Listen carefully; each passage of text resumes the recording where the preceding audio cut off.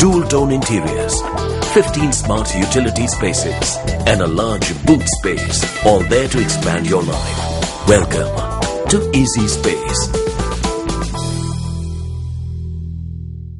Asma Jahangir, a member of the UN Human Rights Council mandated investigation panel on Sri Lanka, says that she hopes to make inquiries from all parties with regard to allegations of war crimes and alleged human rights violations. A senior lawyer from Pakistan, Jahangir, made this statement in an interview with the BBC Sinhala service. How would you describe the purpose and nature of this inquiry? Our role is according to our mandate. We are basically supposed to be...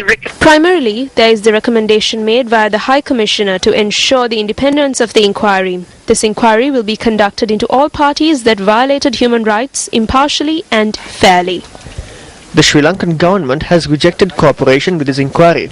There are views that the Sri Lankan government will attempt to prevent any person within Sri Lanka from cooperating with this inquiry. Will this be an obstacle? Well, it always is a problem when it comes to the question of account. In terms of responsibility, it is an obstacle. I think the government will see the need to consider this.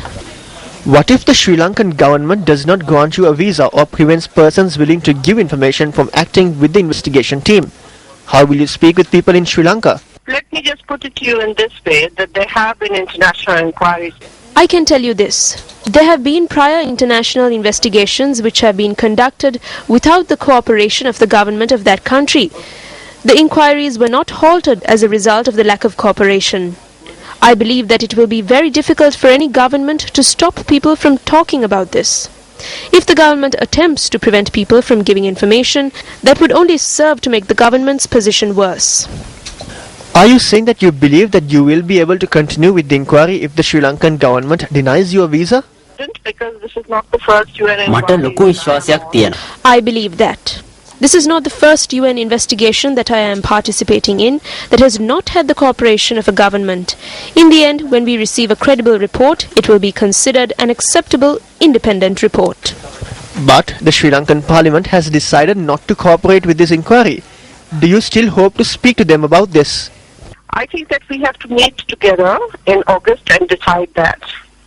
There is always a hesitation. I believe we need to meet in August and arrive at a decision regarding this. Most of the time, governments do not approve of these things.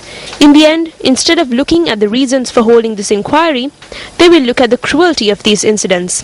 At that point, they will understand that we are attempting to obtain information from people who are willing to give information, and not only from people who give evidence against the government. If anyone has evidence of anti-state activities, then we invite them to submit that evidence. I believe that will be essential to the independence of this investigation. What sort of people will you speak to in order to obtain information?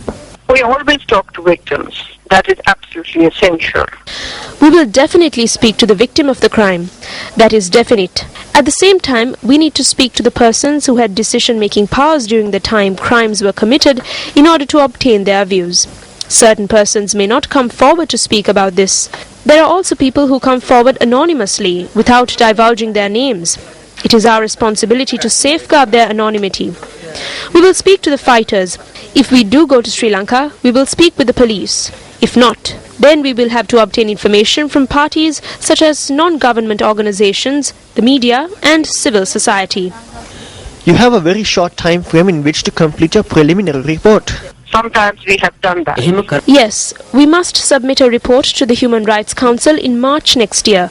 We will do our best to accomplish this. We have sufficient specialists at present to obtain credible information from both parties. If we are unable to complete the preliminary report, we will have to inform the Human Rights Council of this in March.